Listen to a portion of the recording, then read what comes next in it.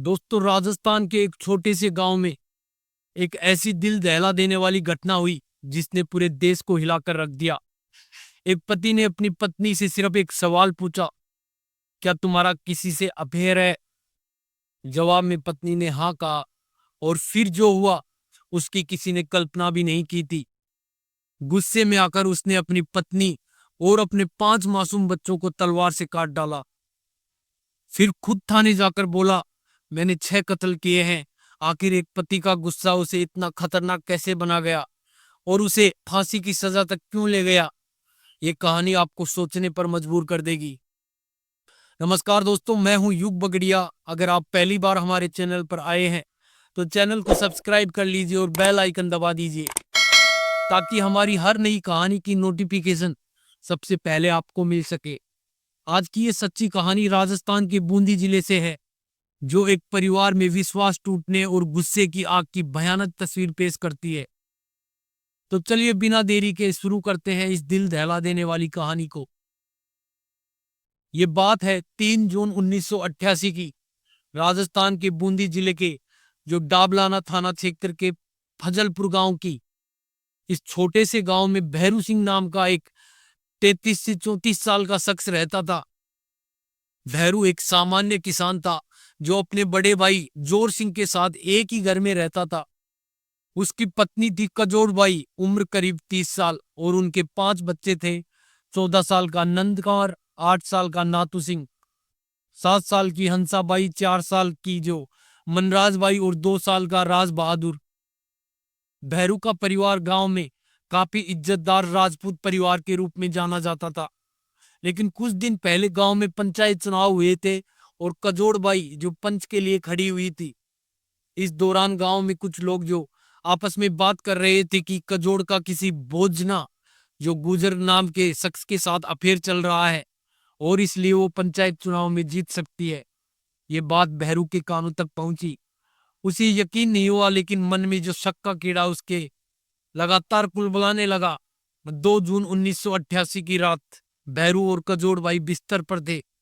कजोड़ घर का काम निपटा कर थक कर हार चुक जो लेट रही थी, लेकिन भैरू के दिमाग में वही बात बार बार गूंज रही थी। उसने कजोड़ से कहा, मुझे एक बात पूछनी है, सच बताना। कजोड़ ने सहज भाव में जवाब दिया, पूछो, मैं सच ही बोलूंगी। भैरू ने सीधा सवाल दागा, क्या तुम्हारा किसी से अफेयर है? कजोड़ ने पहले तो मना किया, लेकिन जो भैरू बार बार पूछता रहा, आखिरकार तंग आकर या जो शायद गुस्से में कजोड़ ने कहा, हाँ, गांव के बोजना गुज्जर से मेरा अफेयर है। ये सुनते ही भैरू का गुस्सा जो है 7वें आसमान पर पहुंच गया। उसका चेहरा लाल हो गया और वो चुपचाप बिस्तर पर लेट गया। लेकिन उस रात वो सो नहीं सका। वो बार बार करवटें बदलता रहा और उसके दिमाग में सिर्फ एक ही बात गूंज रही थी कि उसकी पत्नी का किसी के साथ अफेयर है।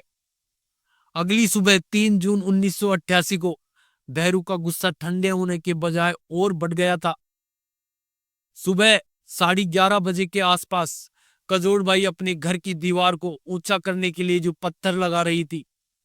पास में उसका 2 साल का बेटा राज बहादुर और 14 साल का नंद कंवर और 7 साल की हंसाबाई खेल रहे थे।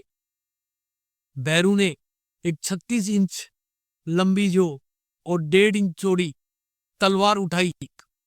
उसका चेहरा गुस्से में तमतमाता हुआ और आंखों में खून उतर आया था।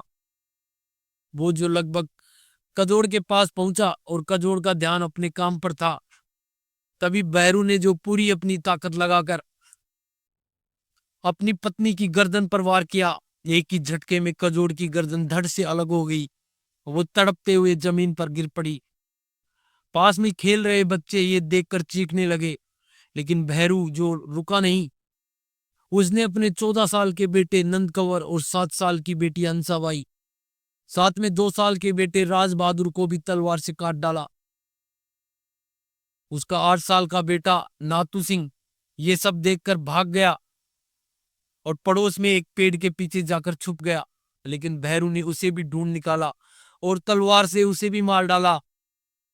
आखिर में उसकी 4 साल की जो एक बेटी बची मनराबाई, जो एक सरकारी हैंडपंप के पास छुपी थी, भैरू की भाभी रत्नाबाई ने चीखकर उसे रोकने की कोशिश की, इसे मत मारो, लेकिन भैरू के दिल में जरा भी रहम नहीं था।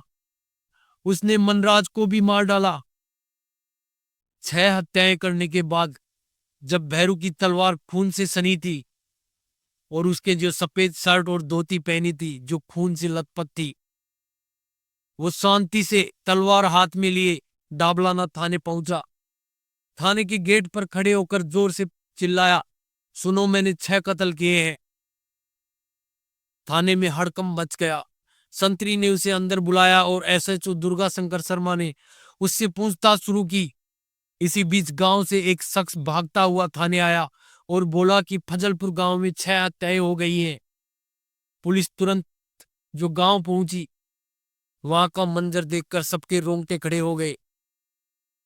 कजोड़ का धड़ और जो सिर अलग अलग पड़े थे, 3 बच्चे आंगन में और जो 2 गली में खून से लथपथ पड़े थे। रत्नाबाई ने बताया कि उसने भैरू को हंसाबाई को मारते देखा और रोकने की कोशिश भी की, लेकिन वो रुका नहीं। पुलिस ने भैरू को तुरंत गिरफ्तार किया और जो तलवार थी उसे जब्त किया। लाशों को पोस्टमार्टम के लिए भेजा गया। भैरू ने पूछताछ में कबूल किया कि उसने अपनी पत्नी कजोड़ के अफेयर की बात सुनकर गुस्से में ये कत्ल किए हैं। उसने बताया कि गांव में पंचायत चुनाव के दौरान लोगों की बातें सुनकर उसे शक हुआ और जब कजोड़ ने अफेयर की बात को कबूल किया तो उसका गुस्सा जो 7वें आसमान पर पहुंच गया। पुलिस ने आईपीसी की धारा 302 हत्या और आर्म्स एक्ट की धारा 4/25 के तहत एफआईआर दर्ज की, चार्जशीट दाखिल की गई और मामला सेशन कोर्ट पहुंचा। 1 मई 1989 को सेशन कोर्ट ने भैरू को फांसी की सजा सुनाई। भैरू के वकील ने हाई कोर्ट में अपील की, लेकिन 20 अगस्त 1990 को हाई कोर्ट ने सजा को बरकरार रखा। फिर मामला सुप्रीम कोर्ट गया और 4 फरवरी 1994 को सुप्रीम कोर्ट ने भी फांसी की सजा को बरकरार रखा। 20 अगस्त 1994 को जयपुर की सेंट्रल जेल में भैरू को फांसी दी गई। वो फंदे पर लटकता रहा, लेकिन अदालत का फैसला पूरा हुआ। रत्नाबाई के बयान में कुछ विरोधाभास था कि आखिरी हत्या हंसाबाई की थी या जो मनराज की थी, लेकिन जज ने कहा कत्ल तो हुए हैं, इस शख्स को जीने का कोई हक नहीं। दोस्तों, इस कहानी को सुनाने का मकसद किसी को डराना या परेशान करना नहीं। हमारा उद्देश्य सिर्फ आपको जागरूक करना है कि गुस्सा और शक कितना खतरनाक हो सकता है। परिवार में विश्वास जो और खुलकर बातचीत बहुत जरूरी है। अगर भैरू ने अपनी पत्नी से शांति से बात की होती तो शायद यह हादसा न होता। माता पिता को चाहिए कि अपने बच्चों को प्यार और सुरक्षा दें ताकि वो गलत रास्ते न जाएं। अगर आपको अपने आसपास कुछ गलत दिखे तो पुलिस को सूचित करें। अपनी राय कमेंट बॉक्स में जरूर लिखें ताकि हम जान सके कि आपको ये कहानी कैसी लगी। दोस्तों, अगर आपको हमारी कहानी पसंद आई तो चैनल को सब्सक्राइब करना न भूलें और जाने से पहले बेल आइकन जरूर दबाएं। फिर मिलते हैं ऐसी ही एक सच्ची घटना के साथ। धन्यवाद।